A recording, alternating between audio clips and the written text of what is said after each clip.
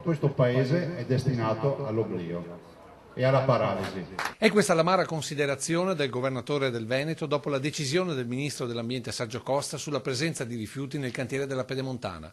Una storia che oggi Zaia ha raccontato così ai cittadini partendo dallo scavo di 5 metri previsto per i tratti in trincea. Facendo questo scavo abbiamo incrociato una decina di discariche abusive. Cos'è che accade? Che tu quando incroci i rifiuti, sono rifiuti solidi urbani, fai lo scavo, fai tutta la bonifica perché vai sul buono, dopodiché essendo uno scavo fai la parete in calcestruzza, no? Perché se voi guardate le autostrade in trincea hanno tutte la parete, quando andate nei sottopassi c'è la parete in cemento armato.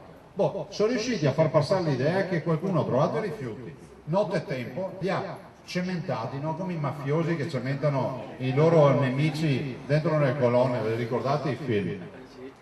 Il ministro dell'ambiente, che sa che la regione lavora in totale trasparenza, sa che abbiamo nominato come commissario della Pedemontana il vice avvocato generale dello Stato. Il ministro cosa fa? Dichiara il ministro Costa che il meetup, voi sapete cosa è il meetup, cioè i somministanti di Grillini, non so da che parti ha, gli manda un video e lui cosa che fa? Manda la procura e manda i carabinieri, cioè blocchiamo la Pedemontana.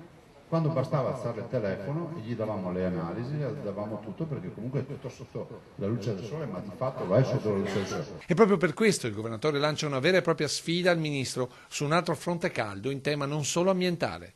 Gli chiedo che domani mattina, è una sfida ufficiale, anzi oggi va in, come ha fatto Luca Zaia, va nel suo ministero, perde 5 minuti, guardami bene, 5 minuti, va in ufficio, prende, firma un bel decreto e mette il limite dei FAS a 0 in tutte le acque italiane. Allora, siccome il Veneto l'ha fatto a rischio e pericolo suo e si è beccato 43 ricorsi, mi chiedo come mai il ministro non lo fa, così ci dà una mano a sostenere anche i nostri ricorsi.